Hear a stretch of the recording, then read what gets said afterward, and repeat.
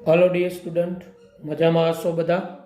Chemistry no आजनो आपणो lecture chapter 13 amine संयोजनों में आगळ वधीए।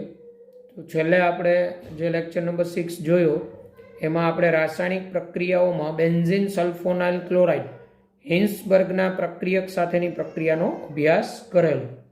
त्यारबाद आपणे इलेक्ट्रॉन अनुरागी विस्थापन प्रक्रियाओने वात करीशुं। एरोमेटिक एमाइन संयोजनों में इलेक्ट्रॉन अनुरागी विस्थापन प्रक्रियाओं। आ इलेक्ट्रॉन अनुरागी विस्थापन प्रक्रियाओं આપણે હાઇડ્રોકાર્બન ચેપ્ટરમાં ડિટેલમાં અભ્યાસ કરી ગયેલા છે, બરાબર। તો બેન્ઝીન ચક્ર ઉપર આ NH2 સમૂહ, તો આ નાઇટ્રોજન પાસે લોન પેર હોય, ઇલેક્ટ્રોન દાતા સમૂહ, એટલે આના સંસ્પંદન બંધારણો તમે જુઓ તો ઓર્થો પેરા ઓર્થો સ્થાને ઇલેક્ટ્રોન ઘનતા વધે। NH2 સમૂહ છે ને ઓર્થો પેરા निर्देशक समूह है। ऑर्थो पेरा निर्देशक। आ एनिलीन ब्रोमिनेशन करिए आपणे तो एनिलीन ब्रोमिनेशन 3 मोल Br2 એટલે Br2 इन H2O ब्रोमिन जल कहेवाय। तो NH2 समूह है एनी सक्रियता खूब वधारे, परिणामे आमांथी आवतो Br ऑर्थो पेरा ऑर्थो स्थाने जोड़ाय अने 2,4,6 ट्राइब्रोमो एनिलीन सफेद अवक्षेप मळे। 2,4,6 ट्राइब्रोमो एनिलीन सफेद अवक्षेप मळे। आवुं ज ब्रोमिनेशन आपणे फिनोलनुं करेलुं। फिनोलनुं ब्रोमिनेशन ब्रोमिन जळ वडे करता था तो 2,4,6 ट्राइब्रोमो फिनोलना अवक्षेप मळता था। अहींया अगत्यनुं ए के एरोमेटिक अमाइन संयोजनोनी इलेक्ट्रॉन अनुरागी विस्थापन प्रक्रिया दरमियान उद्भवतो मुख्य प्रश्न तेओनी उच्च प्रतिक्रियात्मकता है। आ NH2 समूहनी उच्च प्रतिक्रियात्मकता એટલે रिंगने વધુ सक्रिय करे। विस्थापन ऑर्थो अने पेरा स्थानों में थाय। आमां विस्थापन क्या स्थाने थयुं? ऑर्थो अने पेरा स्थानों में। तो आ NH2 समूहनी उच्च प्रतिक्रियात्मकताने कारणे ऑर्थो पेरा स्थाने बधे विस्थापन थयुं। जो आपणे आमांथी एक ज स्थाने विस्थापन कराववुं होय, कां तो ऑर्थो कां तो पेरा, तो आपणे NH2 समूहनुं एसिटिलेशन करी अने NHCOCH3 बनावी देवुं पड़े। एसिटेनिलाइड बनाववुं पड़े जेथी NH2 समूहनी प्रतिक्रियात्मकता घटे। એટલે આપણે એક વિસ્થાપિત એનિલીન જોતું હોય તો આની સક્રિયતા ઘટાડવી પડે, અને આની સક્રિયતા ઘટાડવા માટે પહેલા આપણે એનિલીનનું એસાઇલેશન કરવું પડે એસિટિક એનહાઇડ્રાઇડ વડે। ત્યારબાદ આપણે ઈચ્છિત જે કાંઈ દાખલ કરવું હોય બ્રોમિનેશન, તો બીઆર દાખલ કરવું હોય તો બ્રોમિનેશન, નાઇટ્રો દાખલ કરવું હોય તો નાઇટ્રેશન, એ બધું કરી શકીએ। તો એ આપણે સમજીએ।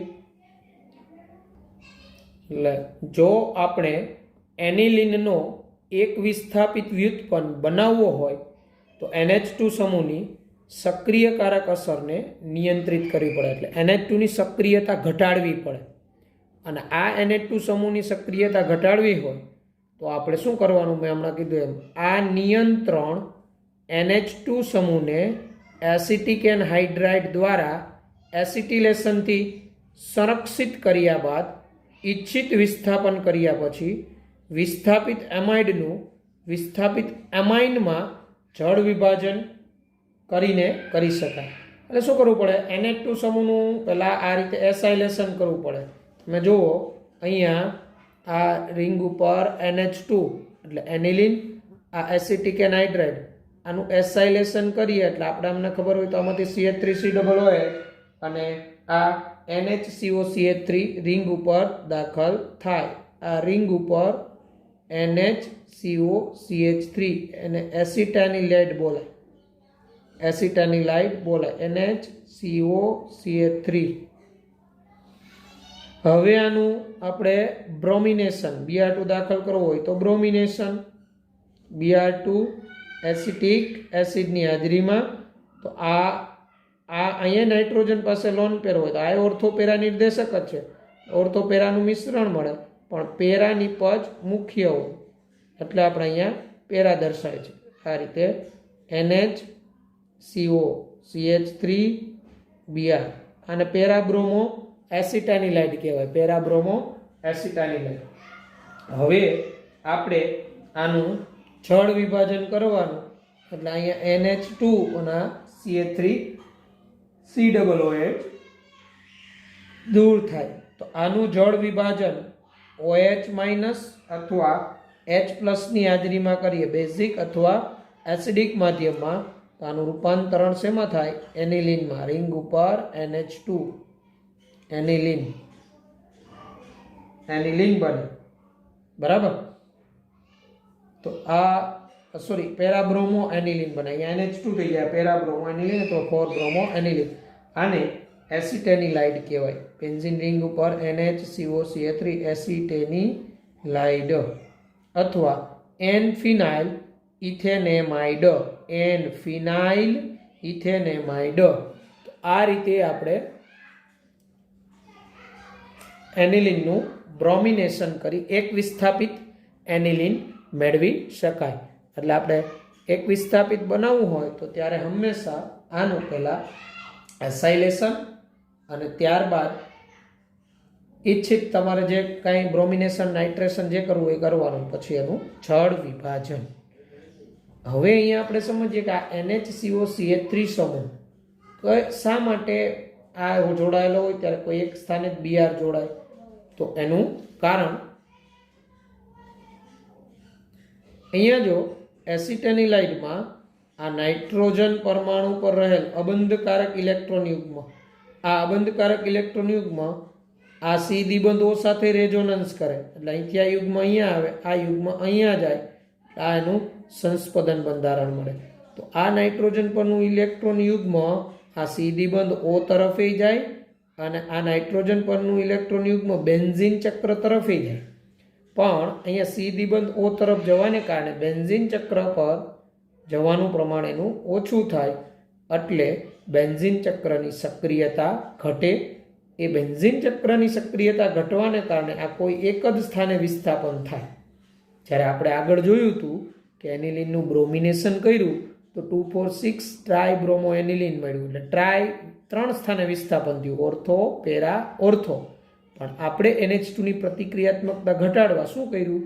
એસાઇલેશન પછી બ્રોમિનેશન કર્યું. એટલે રિંગ ઉપર આ સમૂહ હતો NHCOCH3. તો આ નાઇટ્રોજન પરનું લોન પેર અબંધકારક ઇલેક્ટ્રોન યુગ્મ આ C દ્વિબંધો સાથે રેઝોનન્સમાં વપરાય, પરિણામે બેન્ઝીન ચક્ર તરફ ઇલેક્ટ્રોન યુગ્મનું પ્રમાણ ઓછું થાય. જે અહીંયા તમને લખાણ દ્વારા સમજાયું છે કે નાઇટ્રોજનનું અબંધકારક ઇલેક્ટ્રોન યુગ્મ બેન્ઝીન વલયને દાન કરવા માટે સંસ્પદન દ્વારા ઓછું પ્રાપ્ય હોય. એટલે આ નાઇટ્રોજન પરનું અબંધકારક ઇલેક્ટ્રોન યુગ્મ, બરાબર, બેન્ઝીન વલયને દાન કરવા માટે ઓછું પ્રાપ્ય હોય. કેમ? તો કે અહીંથી આ લોન પેર આ C દ્વિબંધો સાથે રેઝોનન્સ કરે.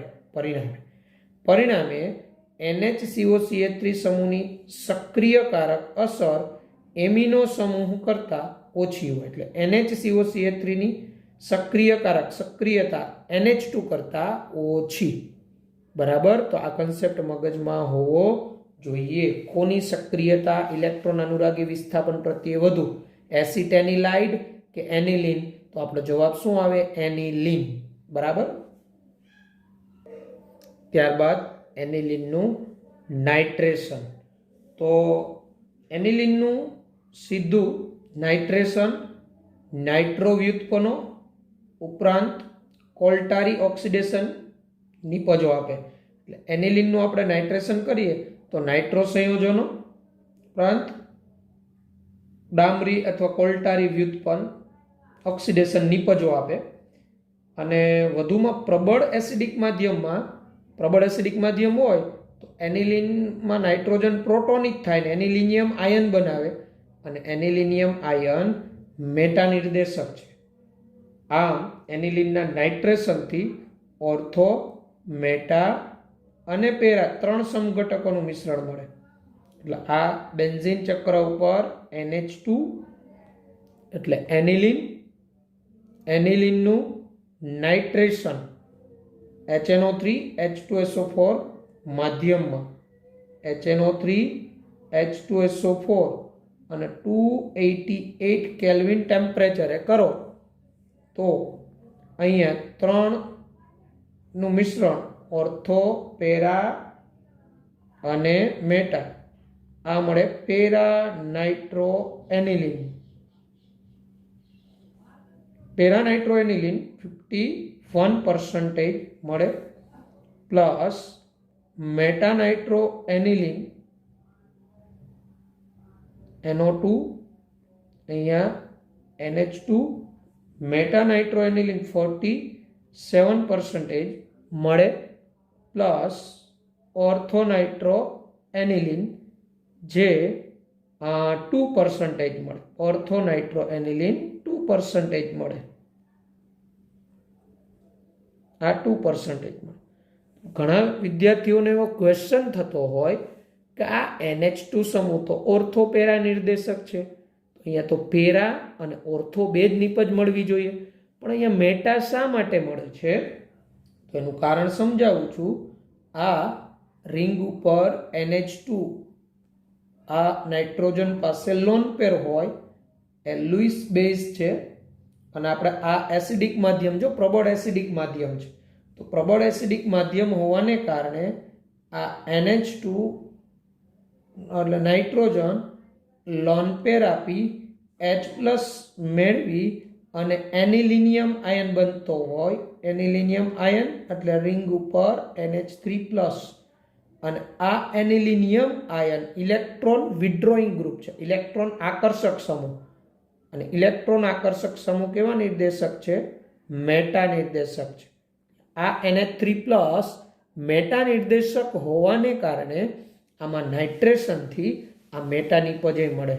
આ જે પર્સન્ટેજ પ્રમાણ છે એ બોર્ડમાં MCQમાં પૂછાઈ ગયું છે, કોના કેટલા ટકા. એટલે પેરા 51%, મેટા નાઇટ્રો એનિલિન 47 એટલે 47% અને ઓર્થો નાઇટ્રો એનિલિન 2% જેવો મળે છે.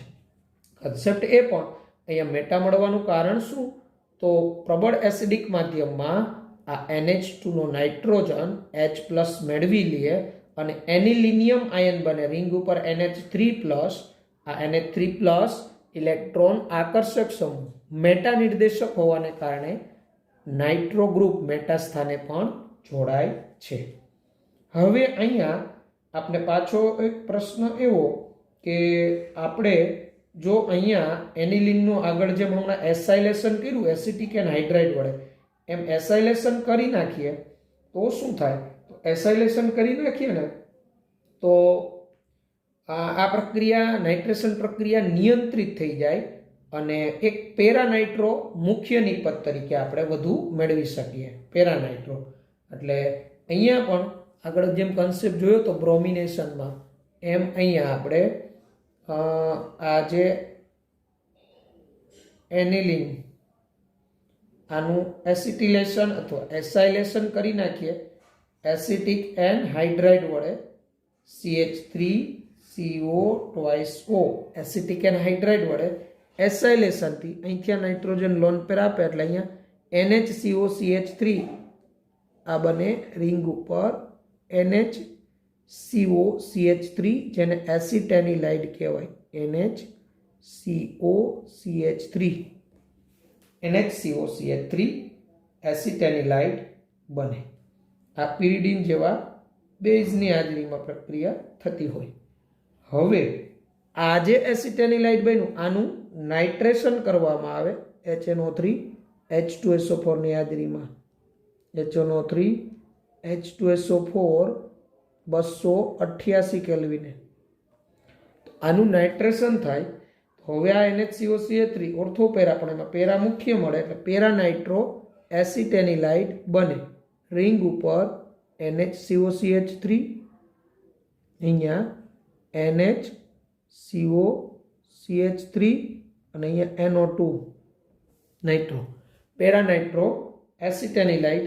અને પછી આ જે પેરાનાઇટ્રો એસિટેનિલાઇડ છે આનું હાઇડ્રોલિસિસ કરીએ આપણે H+ અથવા OH- ની હાજરીમાં તો મુખ્ય નિપજ આપને પેરાનાઇટ્રો એનિલિન બને રિંગ ઉપર અહીંયા NH2 અને અહીંયા NO2. Para nitro aniline. આ રીતે આપણે નાઇટ્રેશન પ્રક્રિયાને નિયંત્રિત કરી અને કોઈ મુખ્ય એક નિપજ મેળવી શકીએ. એટલે આપણે આ કન્સેપ્ટ યાદ રાખીશું. ઓકે, એસિટેનિલાઇટ, પેરા નાઇટ્રો એસિટેનિલાઇટ અને પેરા નાઇટ્રો એનિલિન. તો પણ નાઇટ્રેશન પ્રક્રિયા પણ અગત્યની એનિલિનની. ઓકે, તો ત્યારબાદ આપણે એનિલિનનું સલ્ફોનેશન સ્ટડી કરી. એનિલિનનું સલ્ફોનેશન. ત્યારબાદ એનિલિનનું સલ્ફોનેશન. તો એનિલિનનું સલ્ફોનેશન સાંદ્ર સલ્ફ્યુરિક એસિડની હાજરીમાં થતા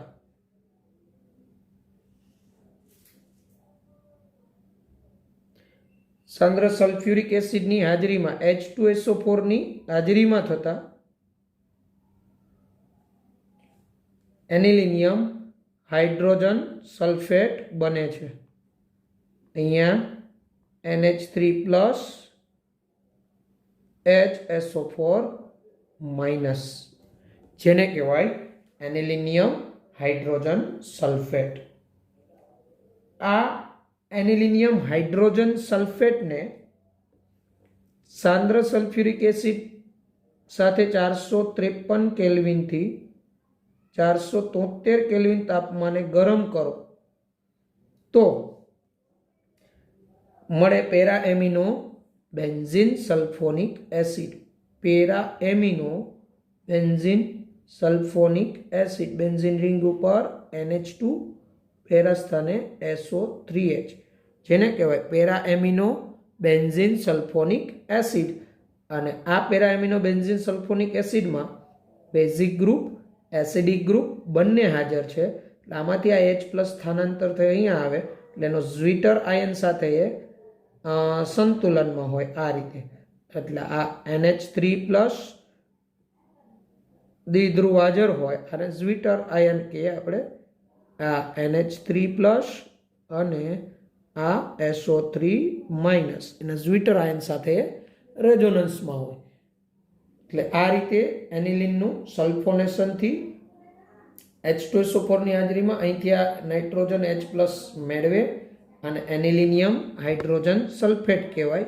એનિલિનિયમ હાઇડ્રોજન સલ્ફેટ બને અને ત્યારબાદ એને સાંદ્ર H2SO4 સાથે 453 થી 473 કેલ્વિન તાપમાને ગરમ કરો એટલે para amino benzene sulphonic acid બને, જે સામાન્ય રીતે સલ્ફાનિલિક એસિડ તરીકે ઓળખાય. સલ્ફાનિલિક એસિડ. આ સલ્ફાનિલિક એસિડ બને. આ એનિલિનનું સલ્ફોનેશન થયું. એટલે આપણે એવું પરિવર્તન પૂછે કે એનિલિનમાંથી સલ્ફાનિલિક એસિડ બનાવો તો સલ્ફાનિલિક એસિડનું સ્ટ્રક્ચર શું? બેન્ઝીન ચક્ર ઉપર NH2 અને SO3H સમૂહ એકબીજાના પેરા સ્થાને આપણે સલ્ફોનેશન કરવું પડે. ઓકે, ત્યારબાદ આપણે એનું ફ્રીડલ ક્રાફ્ટ આલ્કાઇલેશન કે ફ્રીડલ ક્રાફ્ટ એસાઇલેશન થાય તો એ સમજીએ. તો એલ્યુમિનિયમ ક્લોરાઇડની હાજરીમાં એનિલિનનું ફ્રીડલ ક્રાફ્ટ આલ્કાઇલેશન કે એસાઇલેશન થતું નથી, કારણ કે AlCl3 પોતે લુઈસ એસિડ છે અને NH2 લુઈસ બેઝ છે. એટલે NH2 નો નાઇટ્રોજન એ લુઈસ એસિડ સાથે ક્ષાર બનાવી દે અને નાઇટ્રોજન ઉપર પ્લસ ચાર્જને કારણે એ પ્રબળ અક્રિયાકારક સમૂહ તરીકે વર્તે. એટલે ફ્રીડલ ક્રાફ્ટ આલ્કાઇલેશન કે એસાઇલેશન પ્રક્રિયા એનિલિન આપતું નથી. લખીને સમજાવું છું. તમને હાઇડ્રોકાર્બન ચેપ્ટરમાં સમજાવેલું કે બેન્ઝીન ચક્ર ઉપર ઇલેક્ટ્રોન આકર્ષક સમૂહ હોય કે આ NH2 જેવા સમૂહ હોય ત્યારે ફ્રીડલ ક્રાફ્ટ પ્રક્રિયા ન થાય. કારણ કે અહીંયા આપણે એનિલિનમાં સમજીએ તો શું હોય, તો ફ્રીડલ ક્રાફ્ટ પ્રક્રિયામાં આ AlCl3 લુઈસ એસિડ તરીકે વર્તે, નિર્જળ AlCl3, અને આ NH2 લુઈસ બેઝ તરીકે. તો આ નાઇટ્રોજન આ લોન પેર AlCl3 ને આપી દે લુઈસ એસિડ, એટલે આની ઇલેક્ટ્રોન મેળવવાની વૃત્તિ હોય આ લુઈસ બેઝ ઇલેક્ટ્રોન પ્રદાન કરવાની વૃત્તિ હોય. એટલે આ અહીંથી લોન પેર AlCl3 ને આપી દઈએ એટલે N ઉપર કેવો ચાર્જ આવી જાય પ્લસ અને AlCl3 માઇનસ. આ ક્ષાર બની જાય. આ ક્ષાર બનવાને કારણે હવે નાઇટ્રોજન ઉપર ધનભાર થયો એટલે હવે આ નાઇટ્રોજન પરનો ધનભાર હવે રિંગમાં તો ઇલેક્ટ્રોન આપવાના નથી એટલે રિંગને પછી અક્રિયાકારક બનાવે. ફ્રીડલ-ક્રાફ્ટ પ્રક્રિયા અટકે.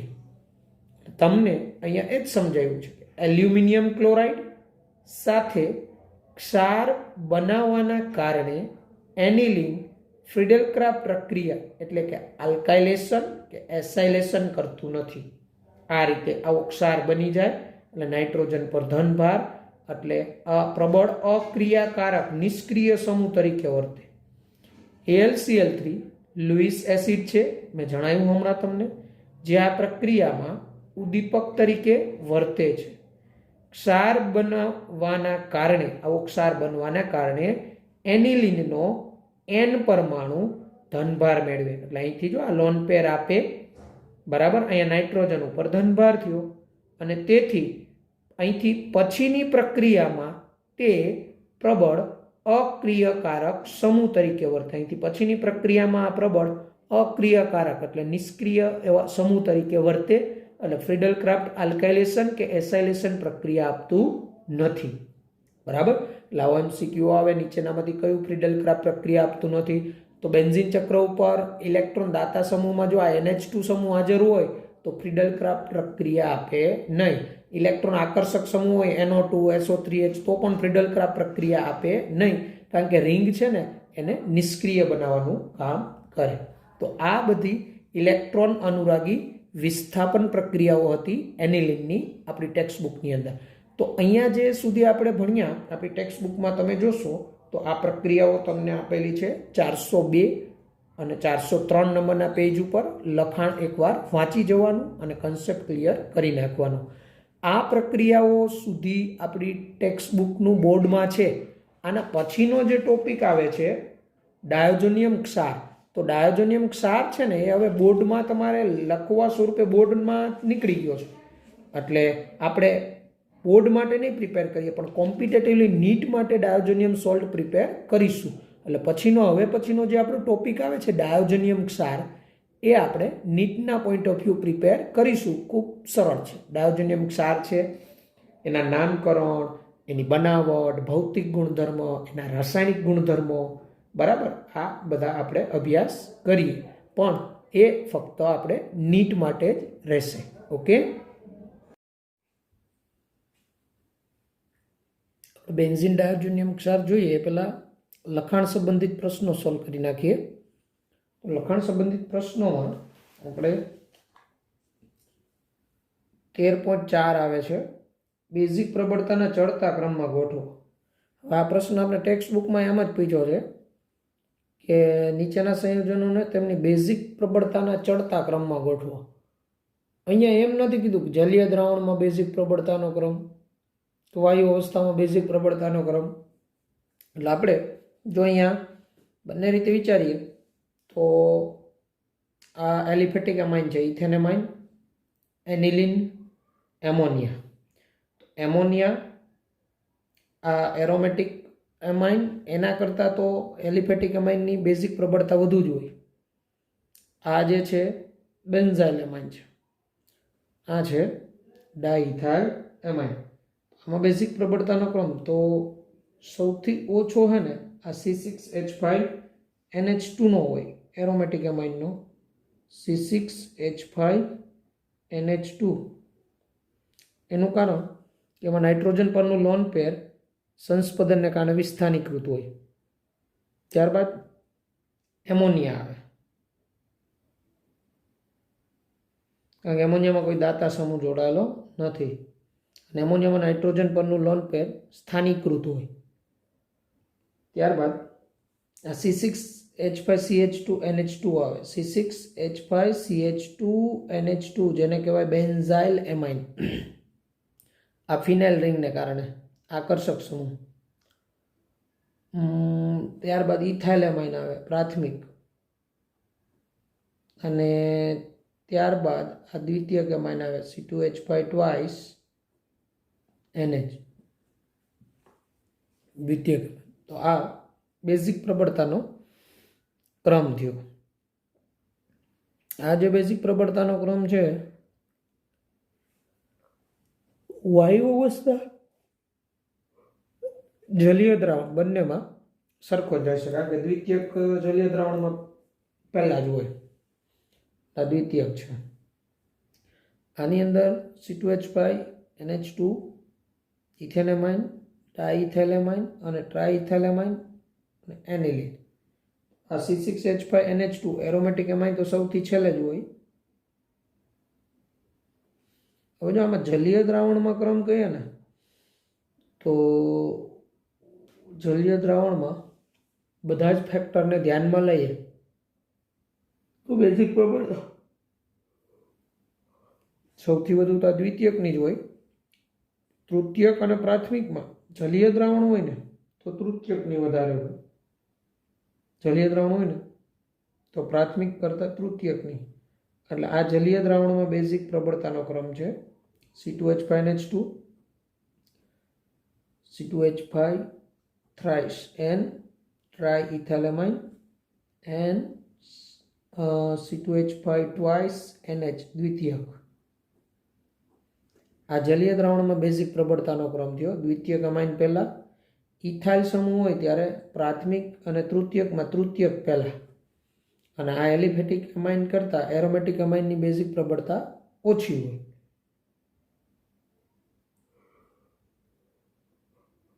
જ્યારે વાયુ અવસ્થા કીધું હોત ને તો તૃતીયક પહેલા આવત, પછી દ્વિતીયક આવત ને પછી પ્રાથમિક આવત ને પછી એરોમેટિક આવત. ત્યારબાદ આની અંદર પણ એવું જ, આમાં મિથાઇલ એમાઇન છે તો સૌથી છેલ્લે તો C6H5 NH2 અને પછી આ બેન્ઝાઇલ એમાઇન. બેઝિક પ્રબળતા જલીય દ્રાવણ હોય તો C6H5 NH2, C6H5 CH2 NH2, ત્યારબાદ CH3 NH2, ત્યારબાદ નહીં સોરી અહીંયા તૃતીયક છે ને, તૃતીયક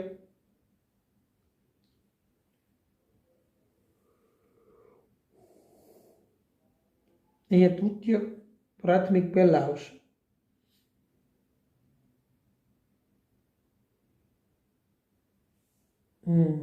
તૃતીયક પછી પ્રાથમિક અને પછી દ્વિતીયક CH3 ટ્વાઇસ NH.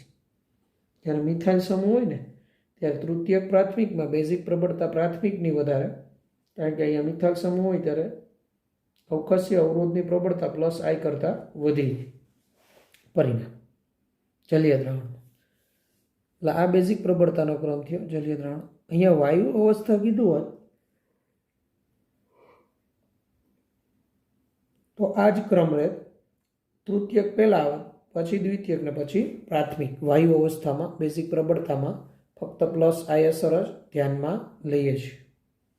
તો આ કોયડો 13.4. પછી આગળ વધીએ તો કોયડો 13.5. 13.5માં છે ને તમને સમીકરણ આપ્યું ને એ પૂરું કરવાનું છે. પ્રશ્ન આવો છે, નીચે દર્શાવેલી એસિડ બેઝ પ્રક્રિયાઓને પૂર્ણ કરો અને નિપજોના નામ લખો. તો અહીંયા આ એસિડ બેઝ રિએક્શનમાં તો NH2 પાસે નાઇટ્રોજન પાસે લોન પેર, અહીંથી H+ મેળવે એટલે આ થાય CH3 CH2 CH2 NH3 plus Cl minus. બરાબર, હવે એનું નામ થશે N propyl ammonium chloride.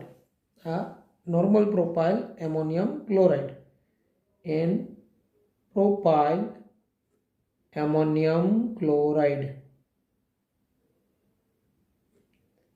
Ammonium chloride, N propyl ammonium chloride.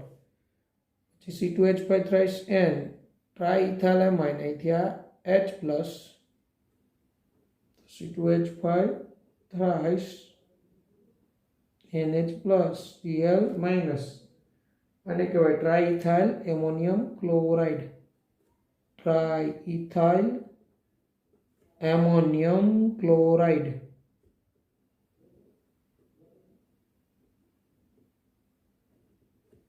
Triethyl ammonium chloride.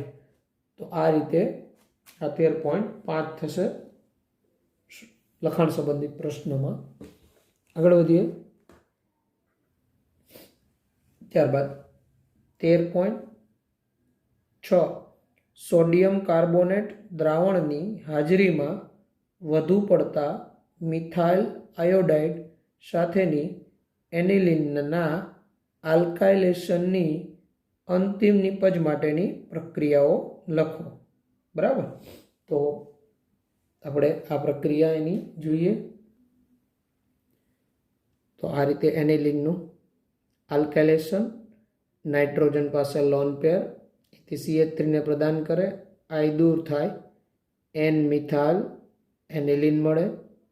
Further alkylation, પાછો આ કેન્દ્ર અનુરાગી તરીકે વર્તે, અહીંથી આઈ દૂર કરે, આને NN ડાયમિથાઇલ એનિલિન કહેવાય. પાછો આ નાઇટ્રોજન આને લોન પેર પ્રદાન કરે, એટલે N plus CH3 thrice I minus NNN trimethyl anilinium iodide કહેવાય. સોડિયમ કાર્બોનેટનું દ્રાવણ હોય, આ બે Na પ્લસ I માઇનસ એટલે 2NaI, અને આ બેનું NNN trimethyl anilinium carbonate, NNN trimethyl anilinium carbonate. આ રીતે 13.5 છે ક્રમશઃ આલ્કાઇલેશન કરી અંતિમ જે નિપજ મળે એનું નામ તો યાદ થાય, NNN ટ્રાઇમિથાઇલ એનિલિનિયમ કાર્બોનેટ.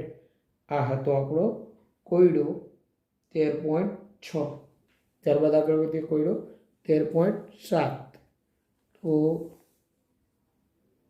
લખાણ સંબંધિત પ્રશ્ન 13.7. તો 13.7 લખાણ સંબંધિત શું છે?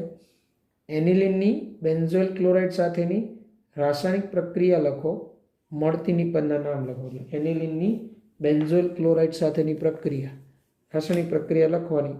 તો આ થયું બેન્ઝીન ઉપર NH2 એટલે એનિલિન, એની બેન્ઝોઇલ ક્લોરાઇડ એટલે બેન્ઝીન ઉપર COCl, સીધી બંધ OCl, અહીંથી આ યુગ્મ પ્રદાન કરે, અહીંથી H પ્લસ એટલે માઇનસ HCl, અને આ બને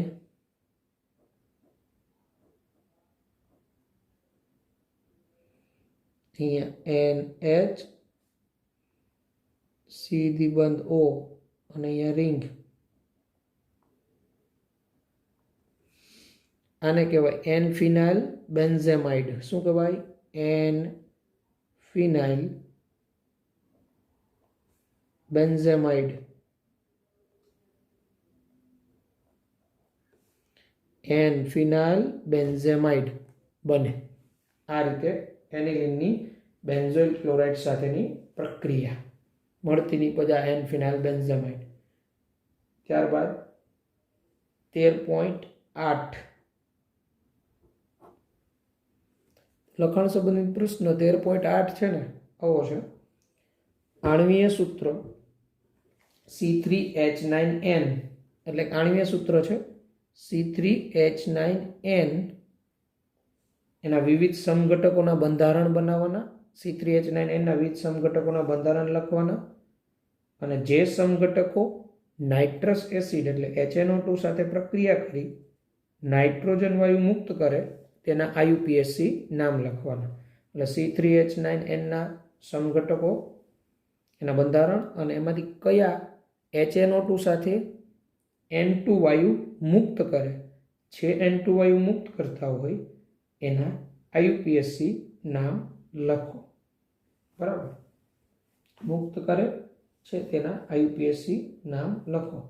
તો C3H9N, તો આનો એક સમઘટક થાય આ રીતે propane 1 amine CH3 CH2 CH2 NH2, અને પ્રોપેન 1 એમાઇન કહેવાય. પછી આ NH2 ને અહીંયા લઈ લો બીજા સ્થાને, તો આ એનો સ્થાન સમઘટક કહેવાય.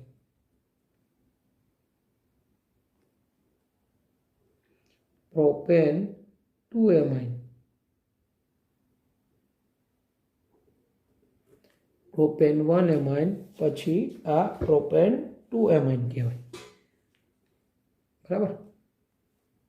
હવે આનો દ્વિતીયકમાં બને CH3 CH2 NH CH2 CH3, આને કહેવાય N ethyl ethanamine, N ethyl sorry methyl આવશે, N methyl ethanamine, N methyl ethanamine. આપણે અહીંયા છે ને C3H9N કરવાનું છે, સૂત્ર એ જળવાયું. પછી એક આ બને CH3N CH3 CH3, NN dimethyl methanamine, NN dimethyl methanamine, NN dimethyl મિથેનેમાઇન.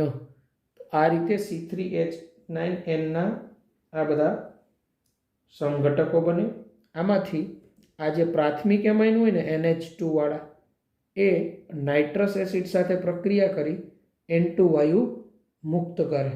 Nitrous acid સાથે HNO2 સાથે પ્રક્રિયા કરી આલ્કોહોલ બનાવી N2 વાયુ મુક્ત કરે. જો એ પ્રક્રિયા બતાવો, જો આ રીતે CH3 CH2 CH2 NH2 એની નાઇટ્રસ એસિડ HNO2 સાથે પ્રક્રિયા. નાઇટ્રસ એસિડ સાથેની પ્રક્રિયામાં CH3 CH2 CH2OH alcohol plus N2 વાયુ મુક્ત થાય. એટલે પ્રાથમિક એમાઇન હોય ને આ NH2 વાળા, એ નાઇટ્રસ એસિડ સાથે N2 વાયુ મુક્ત કરે. એટલે અહીંયા પ્રોપેન 1 એમાઇન અને પ્રોપેન 2 એમાઇન આ બે સમઘટકો એવા કે જે HNO2 સાથે પ્રક્રિયા કરી N2 વાયુ મુક્ત કરે. તો આ લખણ સંબંધિત પ્રશ્ન 13.8 આપણે જોયું. ઓકે, તો આગળ વધીએ. તો હવે આપણે ડાયોજોનિયમ ક્ષાર ટોપિક છે આપણો, ડાયોજોનિયમ ક્ષાર.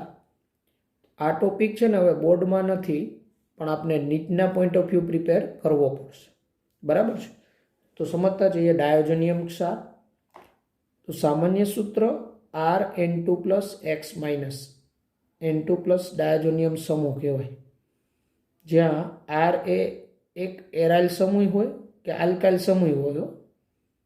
ખાસ કરીને તો આલ્કાઇલવાળા છે ને અસ્થાયી છે, એટલે અહીંયા R એટલે એરાઇલ સમૂહ લેવાનું, બેન્ઝીન ચક્ર. અને X માઇનસ આયન તરીકે ત્યાં Cl માઇનસ એ હોય શકે, Br માઇનસ હોઈ શકે, HSO4 માઇનસ હોઈ શકે કે BF4 માઇનસ પૈકીનું કોઈ પણ હોઈ શકે. સામાન્ય રીતે Rn2 plus X minus. N2 plus સમૂહને ડાયજોનિયમ સમૂહ કહેવાય, N2 પ્લસને. ઉદાહરણ તરીકે C6H5N2 પ્લસ Cl, આને કહેવાય benzene diazonium chloride. C6H5N2 plus HSO4 minus benzene diazonium hydrogen sulphate. એટલે આના નામમાં બેન્ઝીન ડાયોજોનિયમ તો કોમન જ આવે, એના નામને છેડે પછી ત્યાં જો Cl માઇનસ હોય તો ક્લોરાઇડ, Br માઇનસ હોય તો બ્રોમાઇડ, Cn માઇનસ હોય તો સાઇનાઇડ, HSO4 માઇનસ હોય તો હાઇડ્રોજન સલ્ફેટ. એવા પ્રત્યય લાગી જાય જુદા જુદા. બાકી બેન્ઝીન ડાયોજોનિયમ તો કોમન જ આવે. પ્રાથમિક એમાઇન સંયોજનો અતિ અસ્થાયી આલ્કાઇલ ડાયોજોનિયમ ક્ષાર બનાવે. પ્રાથમિક એમાઇન સંયોજનો હોય ને અસ્થાયી આલ્કાઇલ ડાયોજોનિયમ ક્ષાર બનાવે. બરાબર. પ્રાથમિક એટલે આ ઇથાઇલ ડાયોજોનિયમ ક્લોરાઇડ, મિથાઇલ ડાયોજોનિયમ ક્લોરાઇડ, આ બધા અસ્થાયી હોય. પ્રાથમિક એરોમેટિક અમાઇન સંયોજનો એરિન ડાયોજોનિયમ ક્ષાર બનાવે. એરિન ડાયોજોનિયમ ક્ષાર એટલે C6H5N2 પ્લસ એક્સ માઇનસ, એટલે બેન્ઝીન ચક્ર. અને એ બધા છે ને નીચા તાપમાને, એટલે કે 273 થી 278 કેલ્વિન દ્રાવણમાં થોડા સમય માટે સ્થાયી હોય. નીચા તાપમાન 273 કેલ્વિનથી 278 કેલ્વિન, બરાબર. આ જે તાપમાનનો ગાળો હોય એવા દ્રાવણમાં થોડા સમય માટે સ્થાયી હોય. કયા? C6H5N2 X minus benzene ડાયોજોનિયમ. આ XCl માઇનસ હોય તો ક્લોરાઇડ, Br માઇનસ હોય તો બ્રોમાઇડ. ઓકે, આ જે એરિન ડાયોજોનિયમની સ્થાયીતા ને સંસ્પદનના આધારે સમજાવી શકાય. આ એરિન ડાયોજોનિયમ કઈ રીતે સ્થાયી હોય તો રેઝોનન્સને આધારે સમજી શકાય. બેન્ઝીન ચક્ર ઉપર આ N2+, આ N triple bond N, nitrogen ઉપર પ્લસ ચાર્જ, ઇલેક્ટ્રોન આકર્ષક સમૂહ. અહીંથી આ યુગ્મ અહીંયા આવે, આ ઇલેક્ટ્રોન યુગ્મ આ N ઉપર જાય તો અહીંયા કેવો ચાર્જ આવે? પ્લસ ચાર્જ આવે. આ નાઇટ્રોજનનો પ્લસ તો યથાવત જ રહી, દ્વિબંધ N માઇનસ. પછીથી આ યુગ્મ અહીંયા આવે, બરાબર, તો પોઝિટિવ ચાર્જ અહીંયા આવે.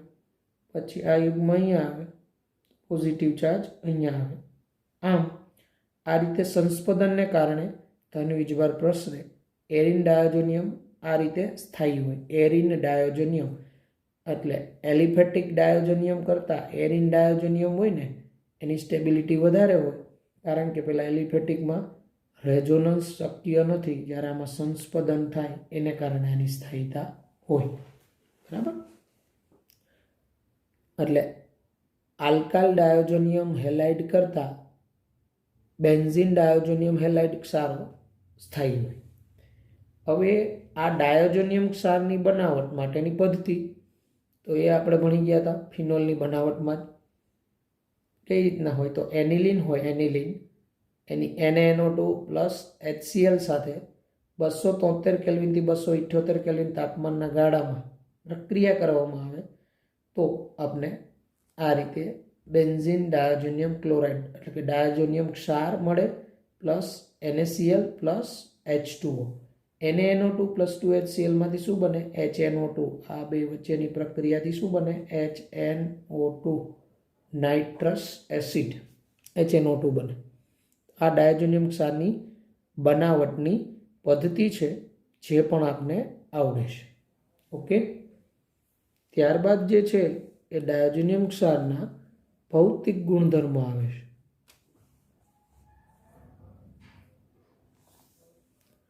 તો ડાયોજોનિયમ ક્ષારના ભૌતિક ગુણધર્મોમાં બેન્ઝીન ડાયએઝોનિયમ ક્લોરાઇડ એક રંગવિહીન સ્ફટિકીય ઘન છે.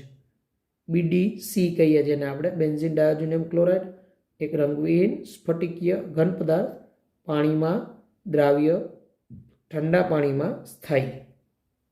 પાણીમાં દ્રાવ્ય છે અને ઠંડા પાણીમાં સ્થાયી છે. જ્યારે ગરમ કરવામાં આવે તેને ત્યારે પાણી સાથે પ્રક્રિયા કરે. એટલે બેન્ઝીન ડાયોજોનિયમ ક્લોરાઇડને જો ગરમ કરવામાં આવે તો એ પાણી સાથે પ્રક્રિયા કરી ફિનોલ બનાવે. શુષ્ક અવસ્થામાં તે સરળતાથી વિઘટન પામે. એટલે એકદમ ડ્રાય અવસ્થા હોય તેમાં સરળતાથી એનું વિઘટન થઈ જાય, N2 મુક્ત થઈ જાય. બેન્ઝીન ડાયએઝોનિયમ ફ્લોરોબોરેટ પાણીમાં અદ્રાવ્ય અને ઓરડાના તાપમાને સ્થાયી હોય. બેન્ઝીન ડાયોજોનિયમ ફ્લોરોબોરેટ એટલે આ રીતે બેન્ઝીન ચક્ર ઉપર N2 + BF4 માઇનસ, અહીંયા N2 + BF4 માઇનસ, આને કહેવાય બેન્ઝીન ડાયોજોનિયમ ફ્લોરોબોરેટ, જે ઓરડાના તાપમાને સ્થાયી છે. આ MCQ અગત્યનો. નીચેનામાંથી ઓરડાના તાપમાને કયો ડાયોજોનિયમ ક્ષાર સ્થાયી? તો બેન્ઝીન ડાયોજોનિયમ ફ્લોરોબોરેટ, જે પાણીમાં કેવો છે? અદ્રાવ્ય. પાણીમાં અદ્રાવ્ય, ઓરડાના તાપમાને સ્થાયી. જ્યારે બેન્ઝીન ડાયોજોનિયમ ક્લોરાઇડ એ ઓરડાના તાપમાને અસ્થાયી છે. તો આ છે એના ભૌતિક ગુણધર્મો ડાયોજોનિયમ ક્ષારના, જે આપણે આવડવા જોઈએ. ડાયોજોનિયમ ક્ષારના ભૌતિક ગુણધર્મો. આમાં MCQ કયો ઓરડાના તાપમાને સ્થાયી છે, કયો ઓરડાના તાપમાને અસ્થાયી છે, એવા MCQ બને. ત્યારબાદ એની રાસાયણિક પ્રક્રિયાઓ આવે છે. ડાયોજેનિયમ ક્ષારમાં આપણે જોયું તો એરિન ડાયોજેનિયમ ક્ષાર, તેમાં N2+, બરાબર. તો N2+X-, તો એમાં નાઇટ્રોજનનું વિસ્થાપન થાય એવી પ્રક્રિયાઓ સમાયેલી છે, બરાબર. નાઇટ્રોજનનું વિસ્થાપન એટલે N2 વાયુ સ્વરૂપે નાઇટ્રોજનનું દૂર થવું. સૌપ્રથમ આપણે એવી પ્રક્રિયાઓ ભણીએ. આમાંની મોટાભાગની પ્રક્રિયાઓ તમે ભણી પણ ગયા છો. જો રાસાયણિક પ્રક્રિયાઓ, તો ડાયોજેનિયમ ક્ષારની પ્રક્રિયાઓને મુખ્યત્વે બે વર્ગમાં વહેંચી શકાય. એક તો એવી પ્રક્રિયાઓ જેમાં નાઇટ્રોજનનું વિસ્થાપન થાય, એટલે એવી પ્રક્રિયાઓ કે જેમાં નાઇટ્રોજન N2 વાયુ સ્વરૂપે દૂર થાય. તો આવી પ્રક્રિયાઓ આપણે ઘણી ખરી તમે ભણેલા પણ છો. જો આ એક તો તમે સેન્ડમેયર પ્રક્રિયા ભણી ગયા. આ Ar N2+X- એરિન ડાયોજેનિયમ ક્ષાર એની ક્યુપ્રસ ક્લોરાઇડ HCl ની હાજરીમાં પ્રક્રિયા કરતા આ X- નું વિસ્થાપન Cl વડે થાય, ArCl એટલે ક્લોરોબેન્ઝીન પ્લસ N2 વાયુ. Cu2Br2 લ્યો તો બ્રોમોબેન્ઝીન, CuCN KCN માં હોય તો ArCN એટલે બેન્ઝો નાઇટ્રાઇલ, Ar એટલે બેન્ઝીન ચક્ર પ્લસ N2. તો આ cuprous chloride, cuprous bromide, cuprous cyanide સાથેની જે પ્રક્રિયા આવી એરિન ડાયોજેનિયમ હેલાઇડની, આ પ્રક્રિયા સેન્ડમેયર પ્રક્રિયા તરીકે ઓળખાય. ક્યાં નામથી ઓળખાય? સેન્ડમેયર પ્રક્રિયા વૈજ્ઞાનિકનું નામ છે. પછી આવી જ રીતે આ એરિન ડાયોજેનિયમ ક્ષારની કોપર એસિડિક માધ્યમ HClમાં CuHCl ની હાજરીમાં પ્રક્રિયા તો પણ ક્લોરોબેન્ઝીન બને પ્લસ N2 પ્લસ CuX. અને જો Cu HBr માધ્યમ હોય તો બ્રોમોબેન્ઝીન પ્લસ N2 પ્લસ CuX. આ ધાતુ પ્લસ એસિડ એટલે ધાતુ કોપર HCl કે કોપર HBr ની હાજરીમાં જે પ્રક્રિયા થાય, આ પ્રક્રિયા ગાટરમાન પ્રક્રિયા તરીકે ઓળખાય. કયા નામથી ઓળખાય? ગાટરમાન. એટલે સેન્ડમેયર એટલે ક્યુપ્રસ વાળા બધા ક્યુપ્રસ ક્લોરાઇડ, ક્યુપ્રસ બ્રોમાઇડ કે ક્યુપ્રસ સાયનાઇડની હાજરીમાં બેન્ઝીન ડાયોજેનિયમ ક્ષારની, અને કોપર HCl કે કોપર HBr તો આ પ્રક્રિયા ગેટરમેન પ્રક્રિયા, અને પેલી બધી સેન્ડમેયર પ્રક્રિયા, બરાબર. તો ત્યારબાદ એરિન ડાયોજેનિયમ ક્લોરાઇડ, દાખલા તરીકે બેન્ઝીન ડાયોજેનિયમ ક્લોરાઇડ લઈએ આપણે. આપણો અહીંયા શું લીધું આપણે? Arene diazonium chloride. તો Ar N2+Cl-, અને Ki સાથે ગરમ કરીએ તો આ N2 નું વિસ્થાપન આયોડિન વડે થાય, આયોડોબેન્ઝીન પ્લસ KCl પ્લસ N2. હવે આની પ્રક્રિયા ફ્લોરોબોરિક એસિડ સાથે કરીએ, બરાબર. ફ્લોરોબોરિક એસિડ HBF4. તો ફ્લોરોબોરિક એસિડ સાથેની પ્રક્રિયામાં આ Ar N2+BF4- બને, એરિન ડાયોજેનિયમ ફ્લોરોબોરેટ. અને એરિન ડાયોજેનિયમ ફ્લોરોબોરેટને ગરમ કરવાને તો આમાંથી N2 દૂર થાય અને એરાઇલ ફ્લોરાઇડ એટલે કે ફ્લોરોબેન્ઝીન પ્લસ BF3+N2. આ જે પ્રક્રિયા છે એ બાલ્ઝ-સ્કીમાન પ્રક્રિયા તરીકે ઓળખાય. કયા નામથી ઓળખાય? બાલ્ઝ-સ્કીમાન. બાલ્ઝ-સ્કીમાન પ્રક્રિયા, બાલ્ઝ-સ્કીમાન પ્રક્રિયા. એટલે એરિન ડાયોજેનિયમ ક્લોરાઇડની ફ્લોરોબોરિક એસિડ સાથે પ્રક્રિયા કરો એટલે એરિન ડાયોજેનિયમ ફ્લોરોબોરેટ મળે, અને આનું વિઘટન કરો, ગરમ કરો એટલે એરાઇલ ફ્લોરાઇડ એટલે ફ્લોરોબેન્ઝીન પ્લસ BF3+N2 મળે. આ ઉપરાંત આની અંદર આની રિડક્શન પ્રક્રિયા પણ થાય. N2 ના સ્થાને હાઇડ્રોજન આવી જાય, વિસ્થાપન કરે N2 નું. રિડક્શન પ્રક્રિયા દાખલા તરીકે H3PO2 ની હાજરીમાં પ્રક્રિયા કરતા, તો H3PO2 ની હાજરીમાં પ્રક્રિયા કરીએ તો N2નું વિસ્થાપન H વડે થાય ને ARH એટલે બેન્ઝીન પ્લસ N2 વાયુ દૂર થાય અને આ ફોસ્ફરસ એસિડ મળે H3PO3 પ્લસ HCl. આમાંથી છે ને MCQ ગુજકેટમાં કેમ પૂછાયેલો છે કે બેન્ઝીન ડાયોજોનિયમ ક્લોરાઇડની H3PO2 સાથેની પ્રક્રિયામાં ઓક્સિડાઇઝ નિપજ કઈ મળે? ઓક્સિડાઇઝ નિપજ. તો ઓક્સિડાઇઝ નિપજ છે ને આ મળી કહેવાય H3PO3. આ ઓક્સિડાઇઝ થઈને ઓક્સિડેશન થઈને મળેલી નિપજ કહેવાય. આ રિડ્યુસિંગ નિપજ કહેવાય કારણ કે આમાં હાઇડ્રોજન ઉમેરાણું. એટલે આ ફોસ્ફેનિક એસિડની હાજરીમાં H3PO2ની હાજરીમાં બરાબર પ્રક્રિયા કરતા benzene plus N2 plus H3PO3 plus HCl મળે.